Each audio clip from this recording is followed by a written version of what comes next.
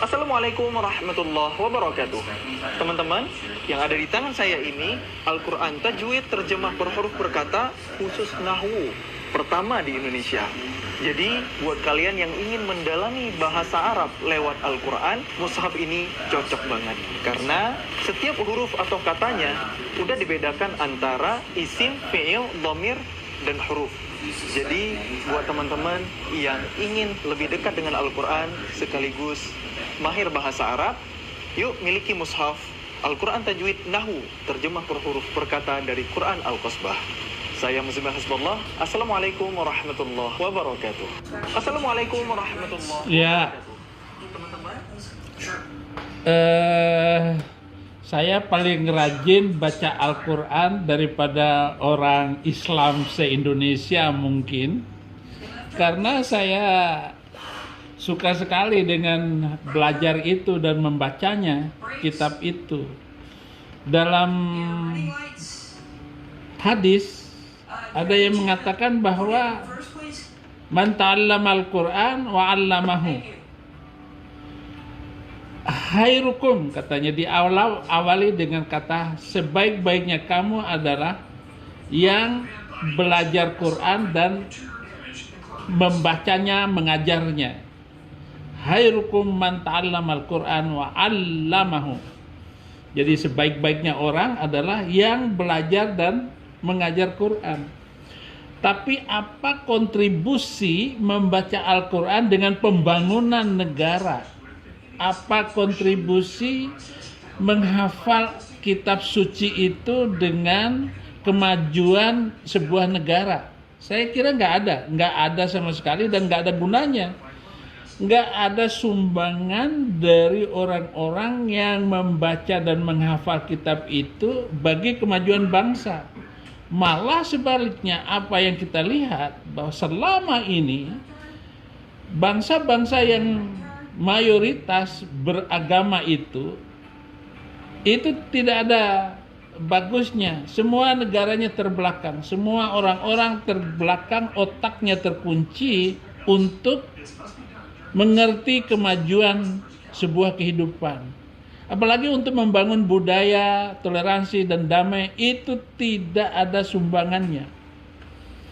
Apakah pantas kita harus membangun bangsa dengan ancaman dan membenci satu kaum karena beda agama? Enggak ada sama sekali. Itu sebabnya saya tidak percaya. Saya tidak percaya dengan iklan tadi yang mengatakan bahwa kalau mau dekat dengan Quran, kalau mau pandai baca, hafal, orang-orang yang menghafal kitab suci itu tidak ada kemajuannya. Nggak ada mereka bisa hidup dengan damai dan toleransi dengan manusia lain. Nggak ada, saudara. Itu sebabnya saya tidak suka dengan orang-orang yang hafal kitab itu. Ngerti aja kagak. Apalagi belajar bahasa itu. Bahasa onta itu adalah bahasa yang merusak mentalitas manusia. Ya kalau belajar bahasanya sih boleh, tetapi isi dari ajaran kitab itu harus segera kita tinggalkan. Nggak ada yang membawa kemajuan apa-apa. Dalam bidang apa yang bisa dibawa kemajuannya? Bahkan bagaimana meninggalkan kitab itu dan bagaimana menghapus 300 ancaman-ancaman itu. Kehidupan yang tidak toleran dan damai. Orang Kristen, orang Buddha bisa hidup damai. Orang Hindu, orang Kristen bisa damai. Orang Konghucu bisa damai dengan orang Kristen. Orang Kristen dengan agama lain bisa, boleh. Tapi begitu agama isi alam itu dengan Kristen berantem, dengan Hindu berantem, dengan Buddha berantem, Konghucu berantem, dengan agama apa saja, bahkan sesama agama mereka itu tidak ada damai, bahkan ribut. Berapa kali itu masjidnya orang Ahmadiyah itu dibakar oleh sesama yang mengaku isi alam. Nggak bisa saudara-saudara damai dengan apalagi membaca kitab sucinya. Paling yang bisa damai dengan orang Kristen ya orang Ahmadiyah. Dengan orang Muhammadiyah musuhan. Dengan orang Ahmadiyah, Kristen ataupun dengan Hindu sekalipun, orang Ahmadiyah itu damai, nggak ribut, saudara-saudara. Makanya kalau kita mau membangun kehidupan yang damai di masa yang akan datang, tinggalkan ajaran itu, keyakinannya, bacaan-bacaan pengajarannya, enggak membawa damai, enggak ada toleransinya sama sekali itu.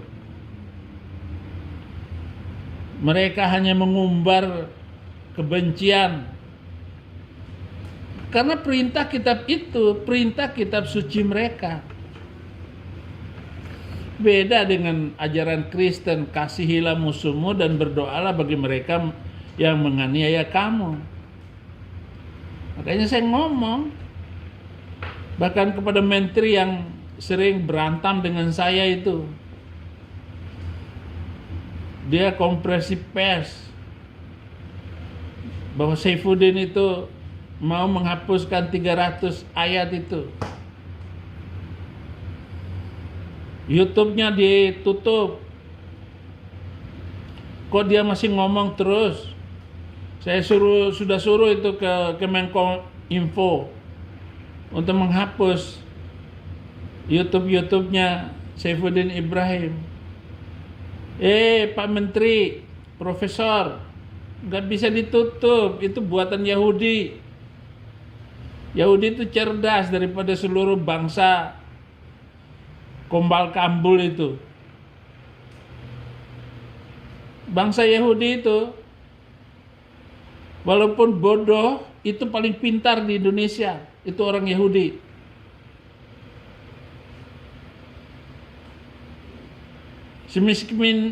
Semiskin-miskinnya orang Yahudi, ya bisa kaya di Indonesia.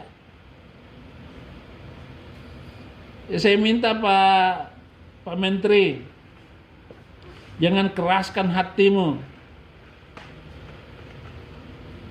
Tinggalkan ajaran itu dan jangan mendukung kaum teroris itu. Mereka-mereka yang membenci, bahkan meledakkan dirinya karena mau merusak gereja. Ya, saya mohon sekali, ya Pak Menteri, kaum kadrun jangan sekedar mengambil video saya untuk dipotong-potong ya. Nanti kalau kaum kadrun itu pada jadi subscribe saya, baru kalian menyesal. Oke, terima kasih. Itu saja dari saya. Tuhan memberkati.